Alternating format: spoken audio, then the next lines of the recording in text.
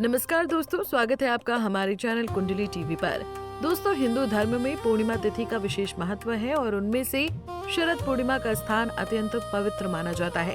माना जाता है कि इस दिन भगवान श्री कृष्ण ने रासलीला की थी, इसलिए इसे रास पूर्णिमा के नाम से भी जाना जाता है।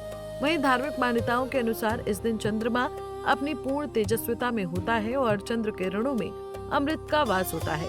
शास्त्रों में उल्लेख है कि इस दिन चंद्रमा अपनी सबसे शीतल और शुद्ध किरणों के साथ आकाश में होता है। शरद पूर्णिमा अश्विन मास की पूर्णिमा को आती है और इसे धन, स्वास्थ्य और समृद्धि का प्रतीक माना जाता है।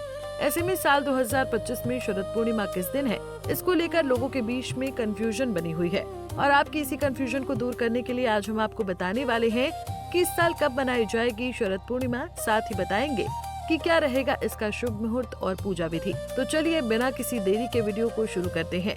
हिंदू पंचांग के अनुसार अश्विन मास की शुक्ल पक्ष की पूर्णिमा तिथि का आरंभ 6 अक्टूबर को दोपहर 12:23 पर होगा और इसका समापन 7 अक्टूबर को सुबह 9:16 पर होगा। ऐसे में शरद पूर्णिमा 6 अक्टूबर को मनाई जाएगी। वहीं शरद पूर्णिमा के दिन चंद्रोदय शाम 5:27 पर होगा। शास्त्रों में कहा गया है कि इस रात चंद्रमा की किरणों में अमृत का वास होता है। कहते हैं कि जो लोग इस रात खीर, दूध या अन्य प्रसाद चंद्रमा की किरणों में रखते हैं, उनके घर और जीवन में समृद्धि आती है। वहीं माना जाता है कि इस दिन रात्रि जागरण और शुद्ध आहार का पालन करने से स्वास्थ्य में सुधार और दीर्घायु का लाभ मिलता है। साथ ही शरद पूर्णिमा पर किए गए व्रत और पूजा से घर में सुख, धन और संपत्ति बढ़ती है। इस रात मंत्र जाप, भजन, कीर्तन और साधना करने से मन की शांति और आत्मिक बुद्धि प्राप्त होती है। चलिए अब आपको बताते हैं शरद पूर्णिमा की पूजा विधि के बारे में। सबसे पहले सुबह स्नान कर स्वच्छ वस्त्र पहने, पूजा स्थल को साफ सुथरा रखें, दीपक, फूल, रोली, हल्दी और कलश आदि सजाएं। खीर या दूध का पात्र साफ करके चंद्रमा की किरणों में रखने की तैयारी करें। फिर पूजा स्थल पर माता लक्ष्मी, भगवान विष्णु और यदि संभव हो तो भगवान कृष्ण की प्रतिमा या चित्र स्थापित करें। फिर करवा, दीपक, पुष्प, मिठाई, फल, पान, सुपारी और नारियल आदि सामग्री रखें। सबसे पहले गणेश जी का पूजन करें, उसके बाद माता लक्ष्मी, भगवान विष्णु और भगवान कृष्ण का षोडशोपचार पूजन करें।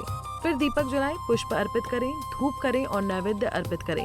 इस दिन मंत्र जाप करना भी शुभ माना जाता है। ऐसे में आप इस दिन इन मंत्रों का जप कर सकते हैं। मंत्र है ओम चंद्राय नमः और ओम महालक्ष्मी नमः। फिर खीर या दूध को खुले आकाश में चंद्रमा की किरणों में रखें। इसे अगले दिन ग्रहण करने से धन, स्वास्थ्य और समृद्धि प्राप्त होती है। ये परंपरा कृष्ण लीलाओं और चंद्रमा की अमृतमय शक्ति का प्रतीक मानी जाती है। फिर भजन, कीर्तन और कथा श्रवण करें।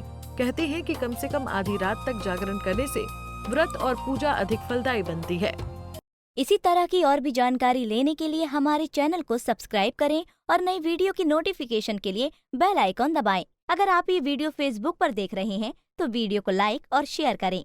साथ ही अपनी राय कमेंट बॉक्स में जरूर बताएं। धन्यवाद।